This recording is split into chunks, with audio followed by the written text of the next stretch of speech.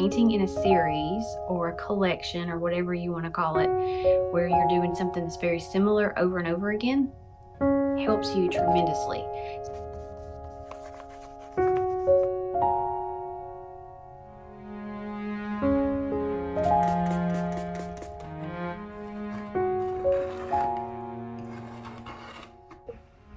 Hey everyone, this is sort of like a February summary.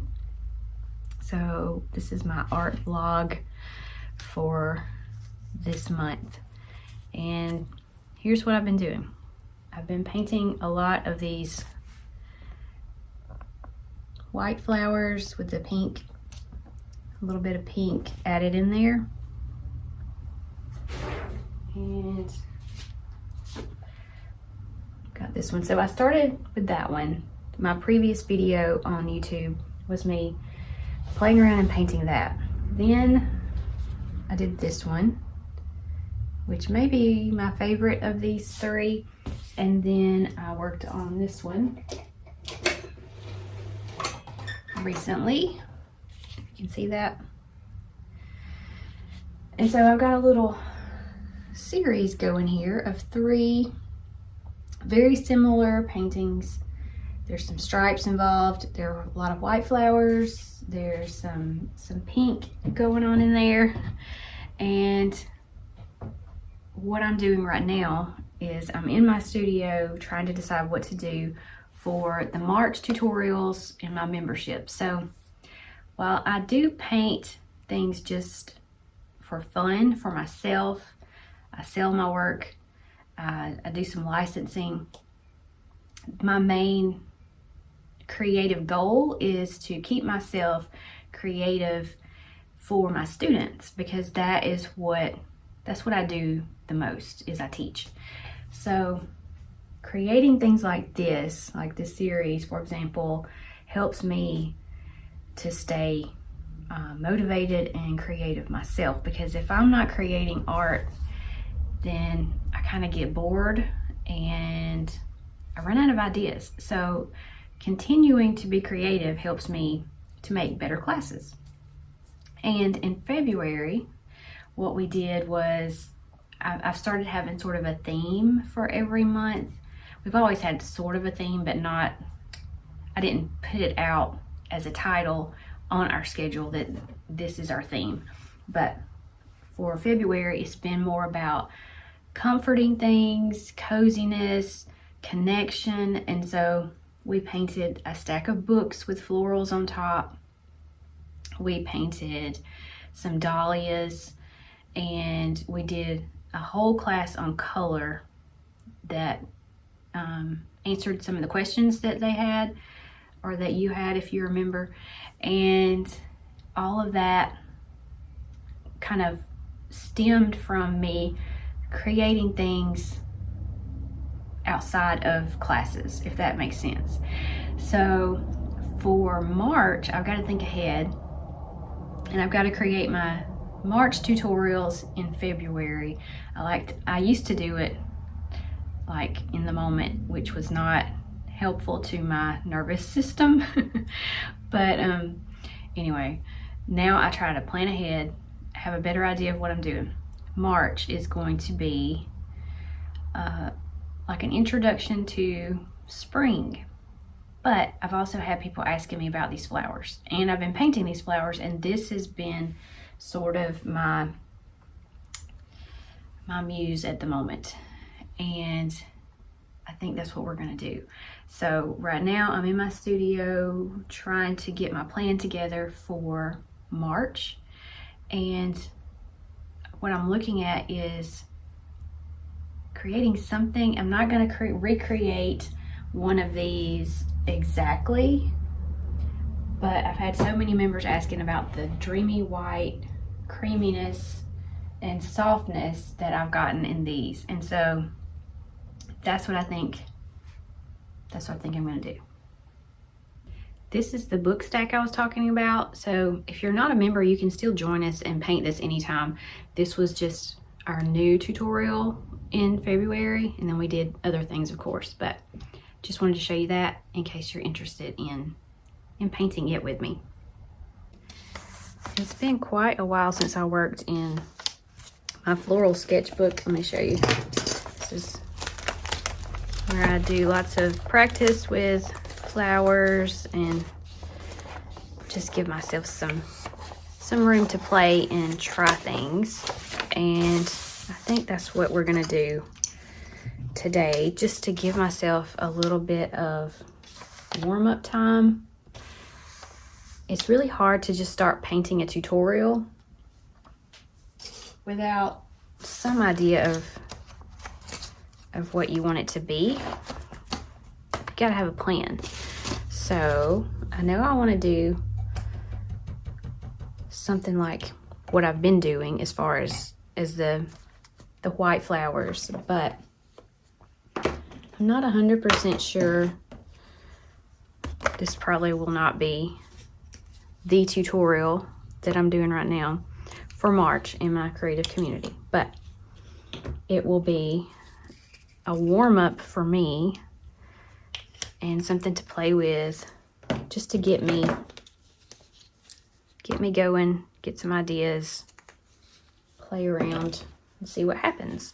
And that is basically the way every painting begins in my head. And I tell myself, I'm just gonna play and see what happens. So that's what we'll do.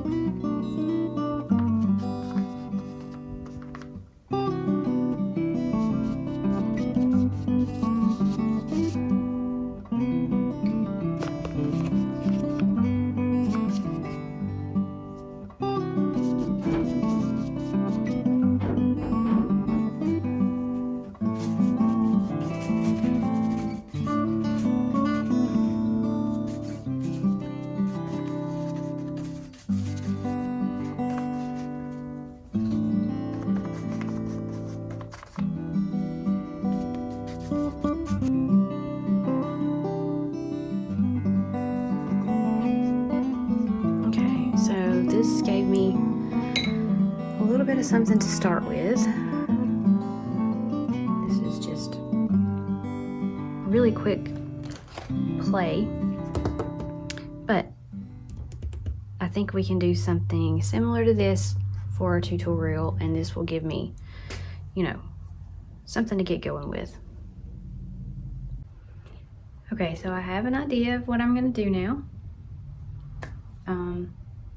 As far as this video being sort of a summary of what's been going on in February, other than painting these, I haven't really done a lot of extra things other than my classes that I've been teaching. But that does take a lot of creativity and mental, something I don't have right now. Mental strength. I don't know what I'm trying to say. It doesn't matter. Anyway, I want to use this as my jumping off point, but I'm also not going to teach these three that I showed you as like a copy and paste kind of lesson. And these three paintings may be the end of this series for me. So here's what I want to kind of give you as a help in this video, and that is that painting in a series or a collection or whatever you want to call it, where you're doing something that's very similar over and over again, helps you tremendously. So if you are wanting to learn how to paint birds, or maybe you know how to paint birds but you really love to paint birds, then painting birds in a series will give you so much information that your brain needs, that your hands need, that your creative process needs, so that you're going to master that subject. And most of the time, professional artists will use the same color palette or the same subject, or they'll use one idea and exhaust that idea before they move on to something else, because you're going to master that color palette or that subject. Let me get this cat away. And that's how you get better at whatever it is that you're trying to do. So my point is, doing these three big paintings like this that are similar in color palette, similar in style. We got the stripes, we got the white flowers. I'm using the same limited palette. It helped me to get to a point where I feel really, really comfortable painting this subject, and now I can teach it. You can't teach something that you don't know. So I have to get to a point where I feel like I'm really comfortable and I know my subject really well before I feel like I can teach it. So that is your little tip. I don't know what you call it. Your helpful tip in this video is to work in a series, or work until you have exhausted that topic, whatever it is, the colors, the subject, and it will help you tremendously. So if you want to learn to paint flowers in this similar style, you can see that one up there now. That's what we're going to do in my creative community in March. It's not going to be one of these exact bouquets, but I'm going to get there today. I'm going to make the tutorial today. And if you would like to join us, you can. Of course, we're always open, and I have a link down below if you want to join the creative community. But also, I'm going to list these three paintings on my website as originals that are available. And so if you're interested in purchasing one of these, of course, you can always message me here or leave a comment. Don't message me. You can leave a comment here, or if you're not on my email list, that's where I will definitely send out word that they are listed and ready. If you want to get on my email list, that link will be down below also. And I hope that you found this helpful and fun and maybe a little relaxing. And I will see you back here next time. Bye. Okay, So I told you that I was going to do the tutorial on some of these creamy white flowers, and I just finished recording it. So for March in my creative community, we're going to be painting these creamy florals in this container with a little bit of some pink. Sorry about the lighting. Okay, that's better. And it's going to be super fun. So if you're interested, you can join us, and the link will be down below.